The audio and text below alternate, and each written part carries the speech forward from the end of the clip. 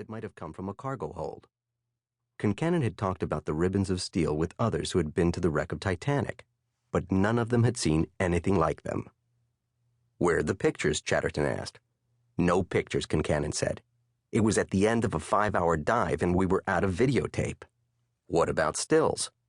"No stills. I shot some, but the film wasn't advancing in the camera." Chatterton's bullshit detector went off. It wasn't just the coincidence of both video and still cameras going kaput at the same time. Things like that happened. Something in the lawyer's voice, a little too much eagerness maybe, put Chatterton on alert. At the same time, Concannon's story presented him with a classic reward versus risk situation. As the potential reward increased, greater risks, whether of life or money, became more and more tolerable. No underwater mystery in the world upped the stakes like Titanic. After countless ill-fated voyages of ships, it was the most famous wreck of all. Chatterton knew only the outlines of Titanic's brief life and unforgettable death. The ship was as long as 4 city blocks, as wide as a freeway, and as tall as a 9-story building. A Harland and Wolff shipyard in Belfast built it. The White Star Line owned it. J.P. Morgan owned the White Star Line. Titanic hit an iceberg on its maiden voyage and sank a couple of hours later on the early morning of April 15, 1912. People were still arguing about exactly how the ship sank. It had been built with watertight compartments, which should have kept it afloat until help arrived. But they didn't. There were only half enough lifeboats for the 2,200 passengers and crew, and many lifeboats were less than full when they were launched. More than 1,500 people died. Concannon was still talking. "John, I saw something that might make a difference in what the world knows about how that ship sank," he said.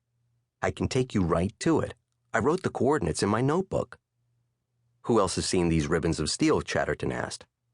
Concannon told him that neither the sub-pilot, Anatoly Sagalievich, nor the other man, one of the expedition leaders, paid any attention to them.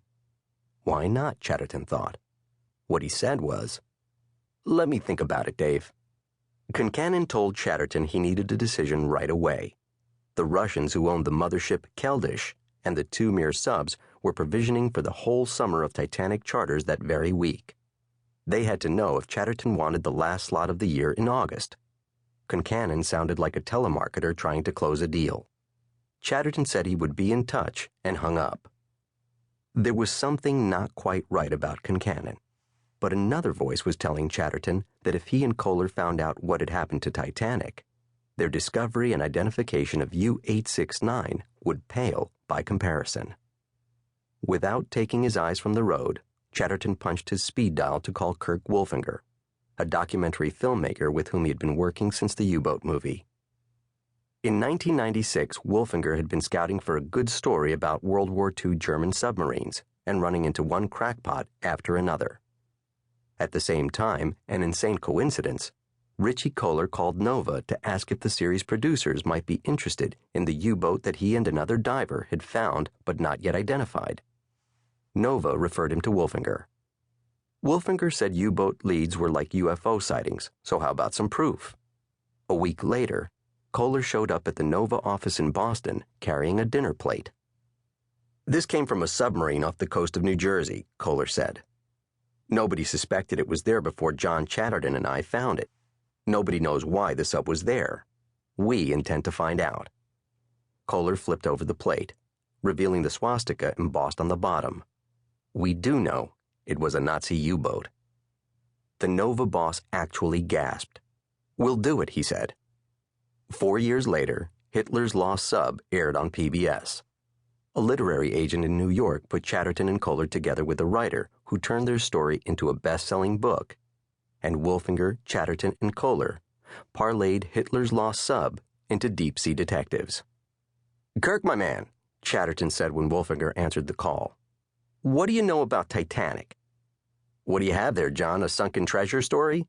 "How about a conspiracy theory that it didn't really sink?" Wolfinger said. "Very funny," Chatterton continued. "Anyway, this guy, his name is Concannon, says he went to the wreck in a submarine and saw pieces of steel that looked like they had been peeled from the bottom of the ship. Didn't you do something on